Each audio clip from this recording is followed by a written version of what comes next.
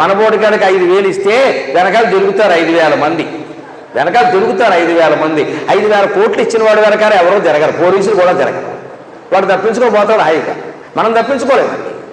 అందుకని బ్యాంకు లోన్లు పెట్టి వస్తువులు కొనడం, ఇన్స్టాల్మెంట్ బేసిస్లో వస్తువులు కొనడం ఉందే, ఇది మానుకుంటే తప్ప ఆర్థిక వ్యవస్థ బాగుంటుందంటే మీ దగ్గర డబ్బులు ఉంటే వస్తువు కొనుక్కోవాలి, లేకపోతే మానేయాలి.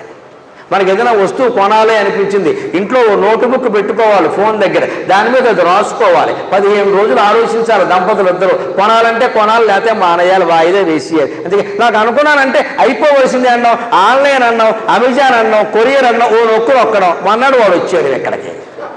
మొత్తం ప్రపంచంలో ఉన్న ప్రతిదీ వచ్చేస్తుంది, యమధర్మరాజు ఒక్కడే రావట్లేదు, ఇంకా వాడు వస్తాడు రేపొద్దున అమెజాన్ కొరియర్లో. అంత తేలికైపోయింది. ఆన్లైన్ ఆన్లైన్ ఆన్లైన్ ల్యాప్టాప్ కూడా వేసుకోవడం ఎక్కడ, నొక్కేయడం ఎక్కడ, అది ఎక్కడో ఆస్ట్రేలియాలో ఉంది వస్తువు, నీకు అది అవసరమా? ఇప్పుడు కొనకపోతే ఏమైనా అయిందా?